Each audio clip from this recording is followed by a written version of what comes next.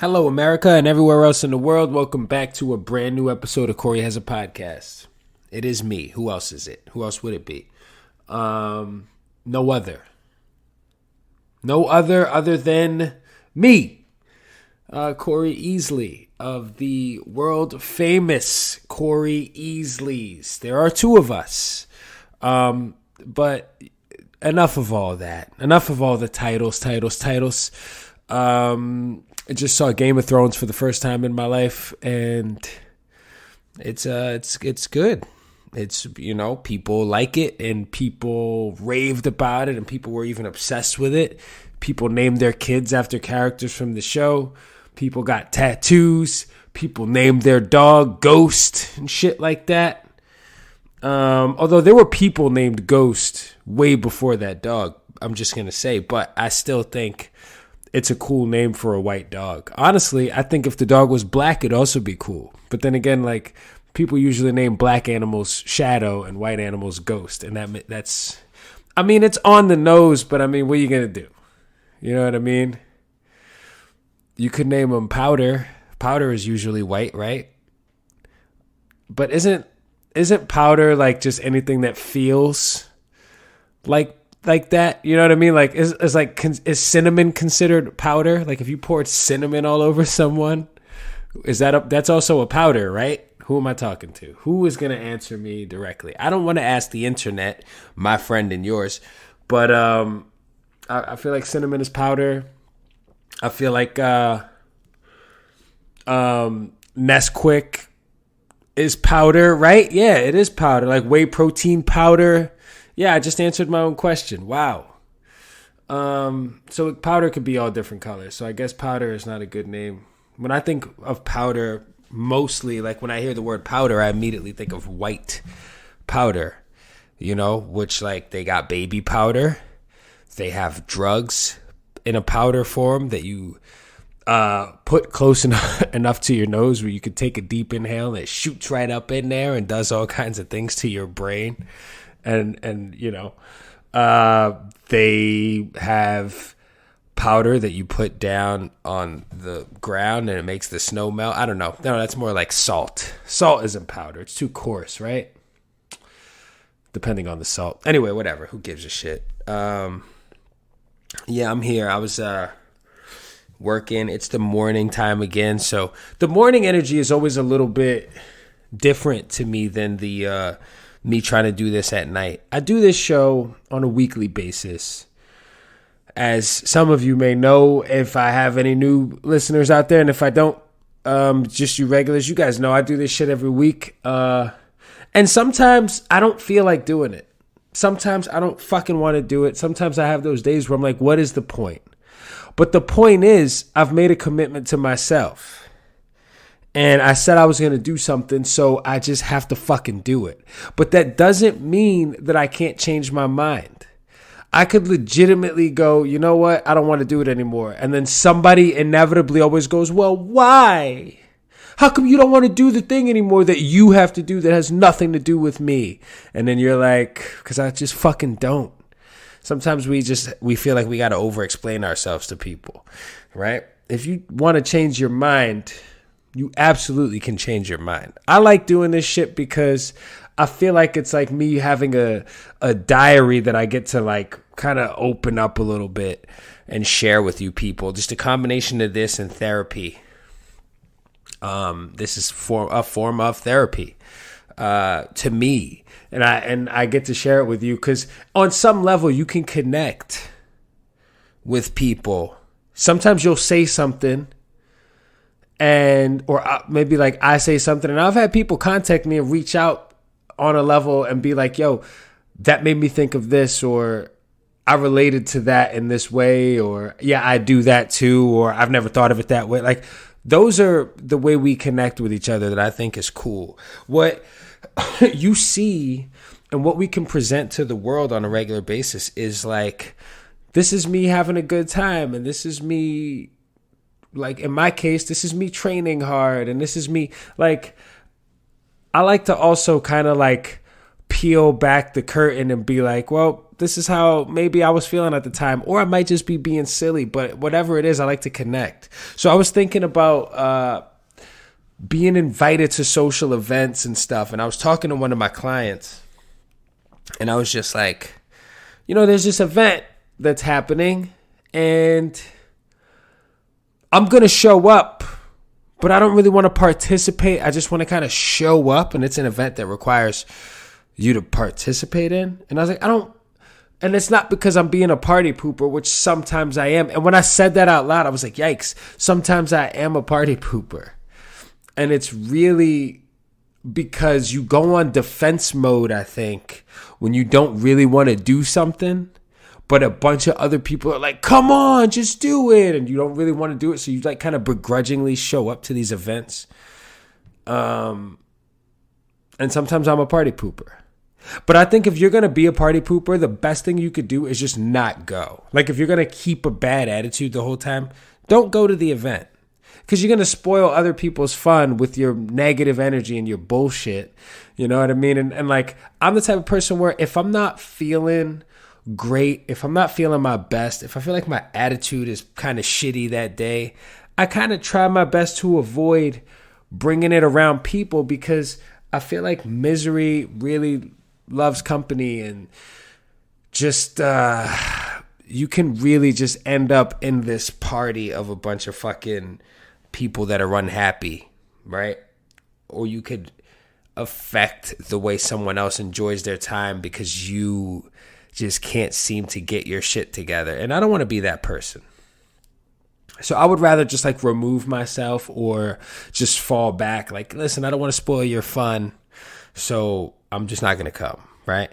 And it's interesting because I think the term party pooper, I like it. I like it a lot. Hold on a second. Let me look up what the dictionary definition of a party pooper is real quick. I'm going to use the internet, my friend and yours, for that one. Party pooper definition: a person who throws gloom over social enjoyment. Here's an example. I hate to be a party pooper, but I've got to catch the last train. It's like, I don't think that's a good example of a party pooper. What does party pooper mean? A person who refuses to join the fun of a party broadly, one who refuses to go along with everyone else. Yeah, I mean, I've been known to poop on a party, but I don't want to be that person. I think sometimes we forget that, like, just because historically you've done this thing doesn't mean that you can't just go, when the moment comes up to make a different choice, you could just do it. You could straight up just do the thing. And it feels uncomfortable. Maybe for me, I know I can speak for myself. I'm so set in my ways.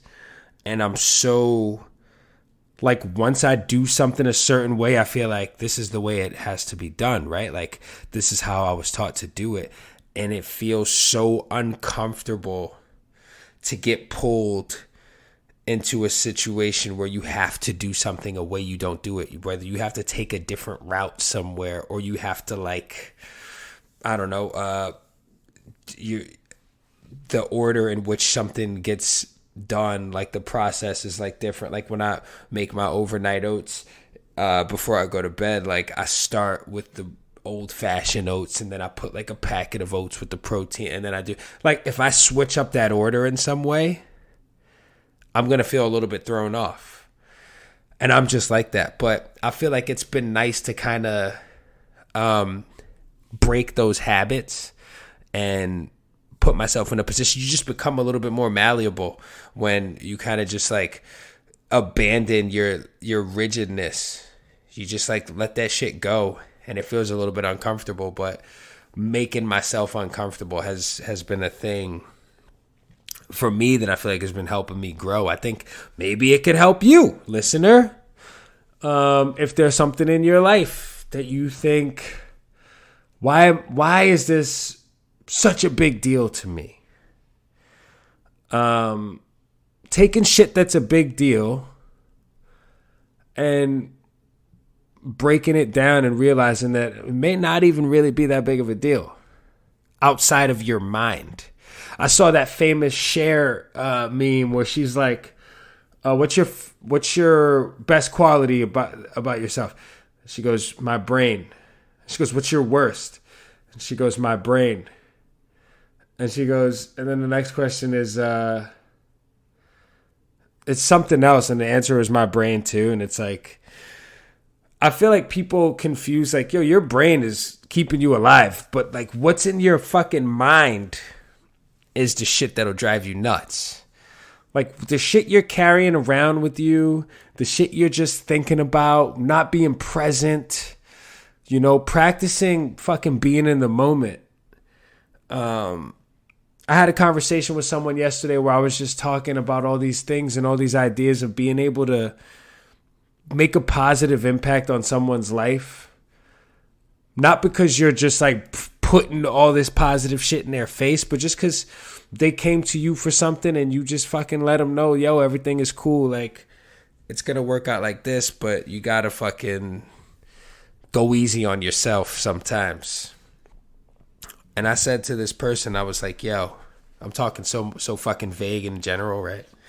I was like, yo, I don't like talking like I'm sounding like I'm preaching that I fucking have it all figured out, because I don't. And I said, I'm just a fucking building with a lot of scaffolding around it, just like everybody else. I've made a lot of choices that have led me to this very moment right here. And I'm in a place that I never could have imagined myself being. Like if you told me like 5 years ago where I'm going to be and what I'm going to be doing, I wouldn't see this at all. And people just love having a plan. And I've never been a good planner. You got to know your fucking strengths. That's the truth right there. You got to know your strengths. You got to find them. But again, when you fuck up and you trip and you fall, you got to give yourself some grace. You got to give yourself some grace. You're going to stumble. You're going to upset people. People are going to be unhappy with you. You got to just live with that shit. Some people are going to fucking love you. There's people that are always going to love you, no matter what you do. And then there's motherfuckers that you're going to upset so fucking bad that they may never talk to you again. And that's okay. Life goes on, right? At the end of the day, you got to take care of yourself, right? Don't like do one bad thing and now you're a villain for the rest of your fucking life. You don't need to do that. You can make a different choice, right? If you don't eat dippy eggs, you switch to scrambled eggs, and then one day you have a dippy egg and you're like, fuck, I eat dippy eggs now for the rest of my life. You can do that. You can make changes. Look at fashion. Fashion is so different. Shit just comes around. When I was a kid, I used to hear people be like, oh yeah, when I was young, like I would hear the adults be like, yeah, that was the style when I was young. And then you see this shit start coming back, and it's hard to believe it until you like go through a few cycles. I'm about to turn 33. This is the year that they killed Jesus. They fucking nailed him to a cross in the story, right?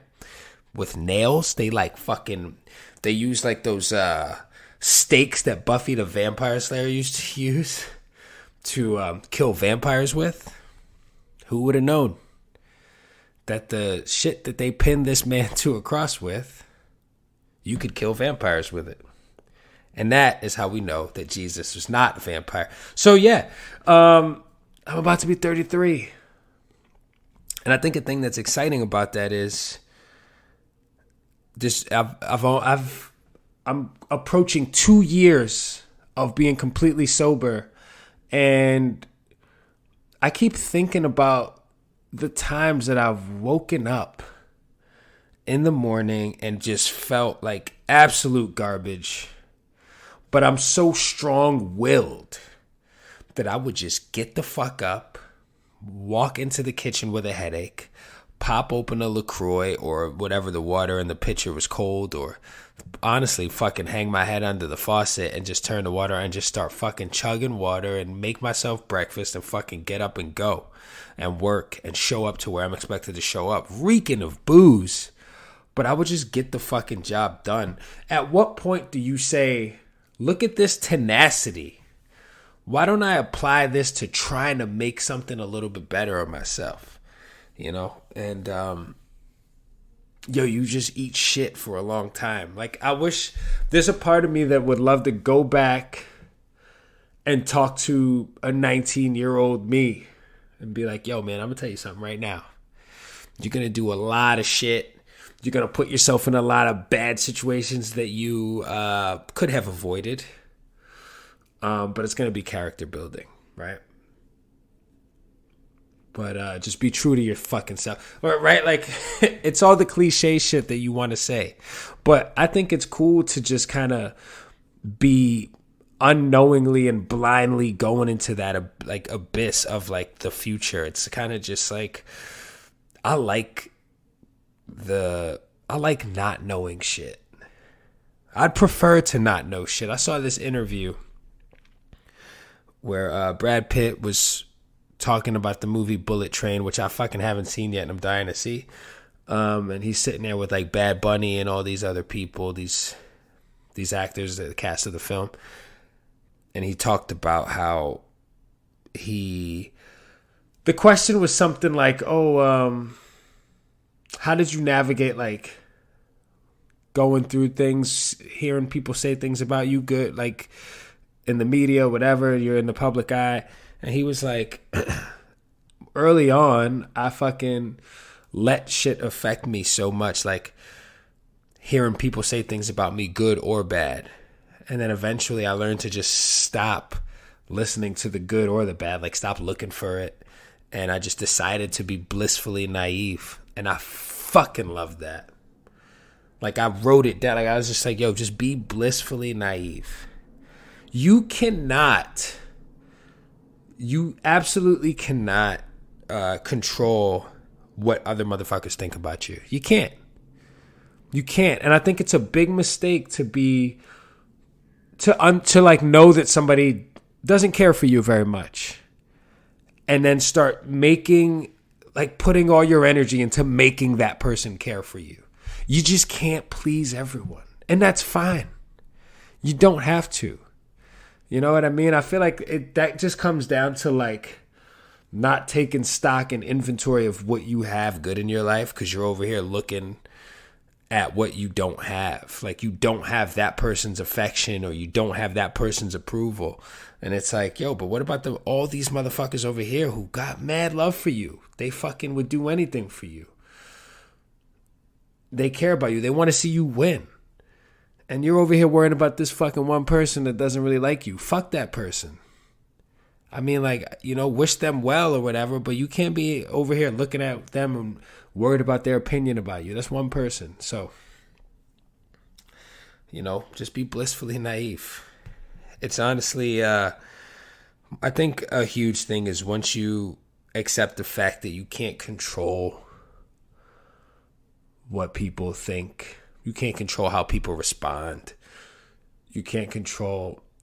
I had another conversation. I have conversations with people, okay? I had another conversation the other day where I said, I think at this point in my life, one of my favorite things about myself is that I'm able to let people be themselves and understand that that's just who they are. And it doesn't bother me at all, and I don't want to change anyone. Like, people are just, I could either fuck with you or I don't have to, but people are always going to be themselves, and that's okay. Like, just let motherfuckers rock, you know what I mean? Like, I think that's a hard place for some people to be, especially people who need the approval of everyone. It's a fucking thing you're never gonna have. You're never gonna have. And everybody has an opinion, and everybody, people that say they are not judgmental are full of shit. Everybody, at some point or other, has a judgmental opinion towards something. Now, it's how you go about it, right? If I saw someone pour milk into the bowl and then pour the cereal in, I would think in my head, I'd go, this person is a fucking moron. That's what I would think. Now, do I need to make them feel like an asshole about it? Not really, unless it's like my best friend. But like, it's also just, all right, I guess that's, because initially, boom, right there. Here's a perfect example. First, I'm like, all right, that person's a moron. And then I would probably walk away, and at some point, randomly, in the next couple of days, I would think, you know what, maybe that person's not a moron. Maybe that's just how they fucking got taught to do it. And maybe I am so obsessive about the way I do things that, I don't know. I just think what I do is right. I'm no fucking better than the goddamn colonizers. No, I mean, pouring milk in the bowl first is just fucking kind of crazy to me. But I don't know. I'm sure that there's people that do it.